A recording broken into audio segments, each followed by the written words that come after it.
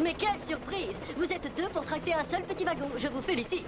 Moi, j'en tire 5! Et Spencer accélère et s'éloigne. James est tellement vexé que sa chaudière fait des bulles. Ce soir-là, dans les hangars, les locomotives ne parlent que de Spencer. Il a dit à Toby qu'il était trop vieux. Il a osé rouler sur ma voie express. Sa peinture est beaucoup moins belle que la mienne. Il ne connaît pas la politesse. En plus, il fait peur! Le lendemain, très tôt, Thomas est déjà à l'œuvre sur le port. Il est venu chercher un wagon couvert de machines très lourdes. Spencer est là, lui aussi. Il s'attelle à un train de 5 wagons sur lesquels sont empilés des matériaux de construction. Regarde-toi, Thomas! Heureusement que le duc et la duchesse ne comptent pas sur un minus pour faire leur livraison. Leur villa aurait été finie pour Noël. Qu'est-ce que tu insinues? Rien du tout. Tu ne peux pas tirer des wagons lourds. Thomas est furieux. Ses amis aussi, d'ailleurs. Cette fois, Spencer est allé trop loin. Ce n'est pas vrai. Moi aussi, je peux tracter des wagons lourds. Oui, c'est vrai. Très lourds même. Thomas n'est pas un minus. C'est une locomotive très utile. Et il est super costaud. Spencer est loin d'être impressionné. Une idée fuse même dans sa chaudière. Dans ce cas-là, Thomas, retrouvons-nous demain à l'aube à la gare principale. Et on pourra faire un concours de force. Chacun tractera un wagon lourd et on verra qui tirera sur la plus longue distance. Et le plus longtemps. Après avoir lancé son défi, Spencer s'empresse de démarrer. Thomas, lui, commence à avoir des regrets.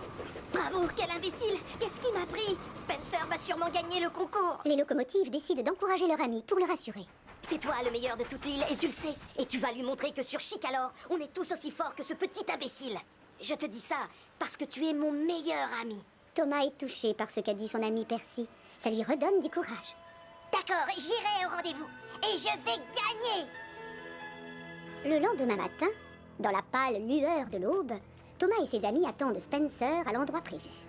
Soudain, une fusée argentée fait son entrée dans la gare et fonce droit sur eux. Spencer a l'air en forme. Thomas commence à s'inquiéter. Non, je n'y arriverai pas. Mais si, tu peux, crois-moi. Tu nous répètes toujours qu'on peut tout faire si on le veut vraiment.